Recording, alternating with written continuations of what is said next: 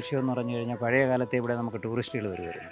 ഫോറിനേഴ്സും പിന്നെ ലോക്കലായിട്ടുള്ളവരും north Indians എല്ലാവരും വരുമായിരുന്നു. ഈ ആനയെ കാണുന്നതിനും ആന സവാരി ചെയ്യുന്നതിനും ഒക്കെ ഉള്ളൊരു സംവിധാനം നേരത്തെ ഉണ്ടായിരുന്നു. നമുക്കൊരു 50 വർഷം കൊണ്ട് ഈ ആന സവാരിയൊക്കെ ഉണ്ടായിരുന്നു.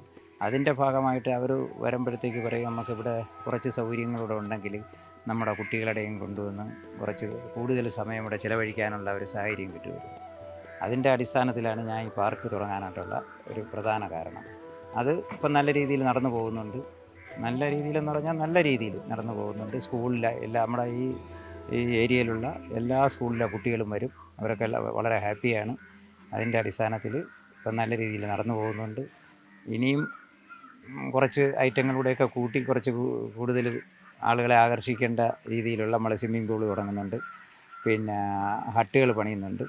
ഇതെല്ലാം കൂടെ ആകുമ്പോഴത്തേക്ക് ഒരാൾക്ക് ഒരു ഒരു ഗ്രൂപ്പിന് വന്നു കഴിഞ്ഞാൽ ഒരു ദിവസം ചിലവഴിക്കേണ്ട എല്ലാ സംവിധാനങ്ങളും ഇവിടെ ചെയ്യുന്നുണ്ട്.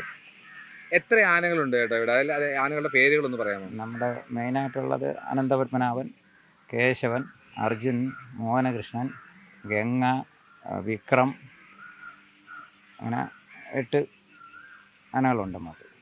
ഈ ആനകളുടെ വരവ് എവിടെ നിന്നായിരുന്നു, എങ്ങനെയായിരുന്നു സ്വന്തമാക്കിയതൊക്കെ? ഇതെല്ലാം ബീഹാർ ആനകളാണ് ഭൂരിപക്ഷവും. പിന്നെ 2 നാടൻ ആനകൾ ഇപ്പോൾ ഉണ്ട്, കേശവനും മോഹനകൃഷ്ണനും. അത് 2 നാടൻ ആനകളാണ്.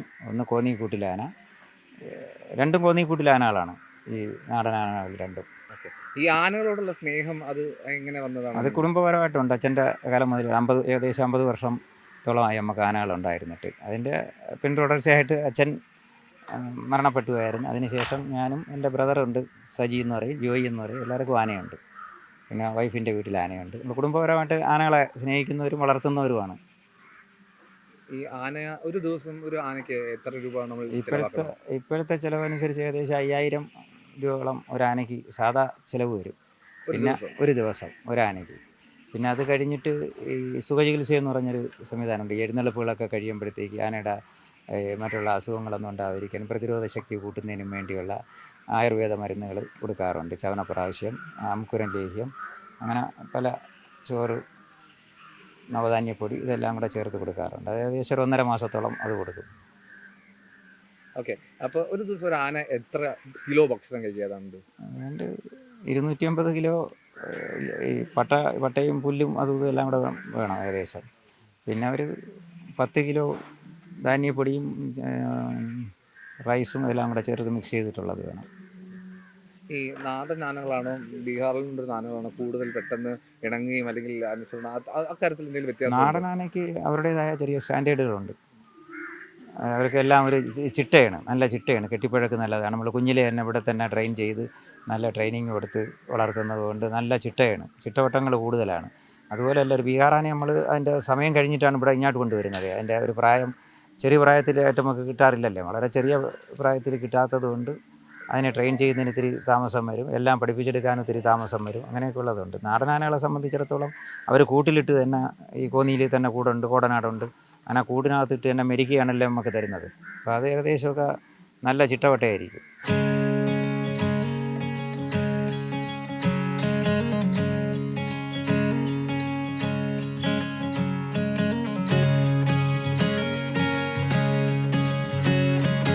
ഈ പാർക്കിൽ മറ്റെന്തൊക്കെയാണ് പ്രധാനമായിട്ടുള്ളത്? ഇവിടെ ഒട്ടകപ്പക്ഷിയുണ്ട്. ആന കൂടാതെ കരയിലെ ഏറ്റവും വലിയ പക്ഷി ഒട്ടകപ്പക്ഷി, കരയിലെ ഏറ്റവും വലിയ ജീവി ആന. അങ്ങനെ പിന്നെ മക്കാവ, എമു, അങ്ങനെയുള്ള എല്ലാ ഐറ്റങ്ങളുമുണ്ട്. ഇനിയിപ്പോൾ ഇവിടെ നമ്മൾ ഈ സ്വിമ്മിംഗ് പൂള് തുടങ്ങുന്നുണ്ട്, ഹട്ടിൻ്റെ പണി തുടങ്ങുന്നുണ്ട്. ഇതെല്ലാം ഒരു 3 മാസത്തിനുള്ളിൽ, ഇപ്പോൾ ഈ സ്കൂൾ വെക്കേഷൻ ആകുമ്പോഴത്തേക്ക് ഈ സ്വിമ്മിംഗ് പൂളിൻ്റെ ട്രെയിനിങ്ങിനുള്ളതാണ്. ഓക്കെ. ഈ ഒട്ടകപ്പക്ഷി അതിന് അതിൻ്റെ ഒരു പ്രായം എങ്ങനെ, എവിടെ നിന്നാണ് കൊണ്ടുവന്നത്? അതിൻ്റെ ഒരു ഇണക്കമൊക്കെ?